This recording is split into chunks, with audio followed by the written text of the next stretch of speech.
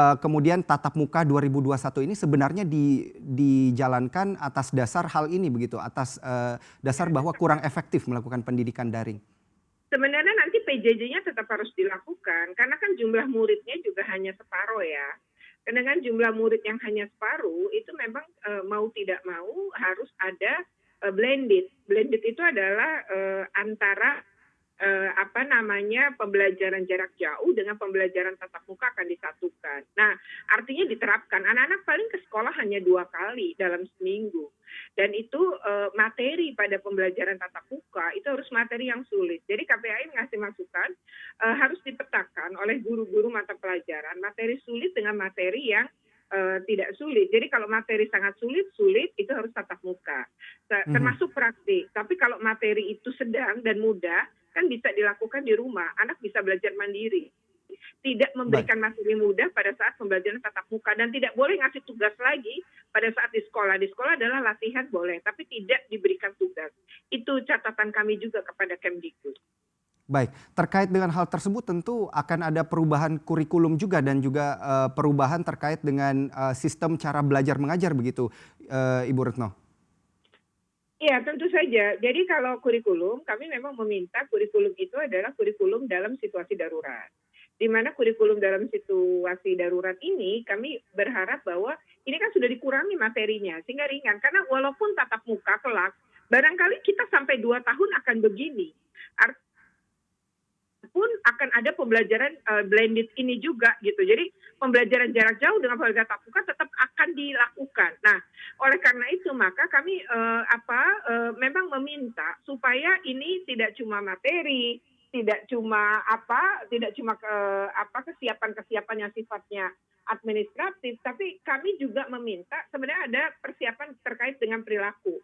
Nah, kayak tadi ya, misalnya kurikulum dalam situasi darurat, ini banyak nggak dipakai guru juga, gitu. Karena ternyata Kemdikbud hanya mengubah standar ITIS, tapi tetap menggunakan standar penilaian dan standar kelulusan yang sama, yang sebelum dilakukan perubahan pada kurikulum. Nah, kan guru-guru jadi takut pakai, gitu. Takutnya pas kelulusan itu berbeda, gitu, materinya. Nah, ini hal yang sebenarnya kami juga udah kasih masukan waktu itu bahwa ini harus jadi catatan Kemdikbud. Kalian kalau ubah standar isi ya ubah juga standar penilaian dan standar kelulusan, karena ketika kita masuk dengan materi yang sudah disederhanakan itu akan cocok dengan jam belajar yang diperpendek.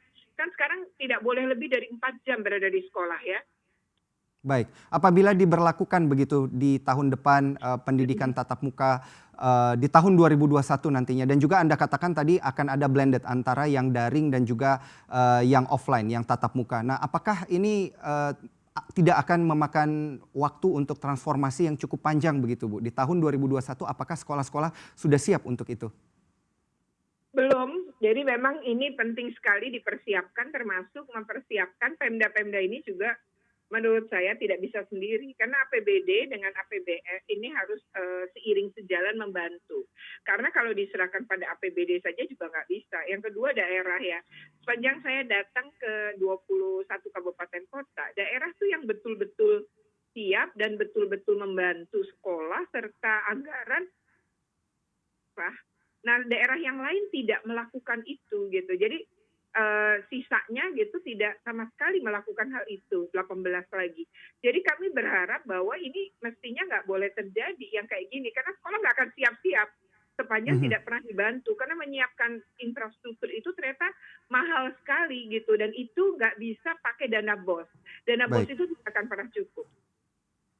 Begitu. Jangan lupa untuk install aplikasi CNBC Indonesia di App Store dan juga di Play Store untuk terus mengikuti informasi dan berita terkini terkait ekonomi dan juga bisnis.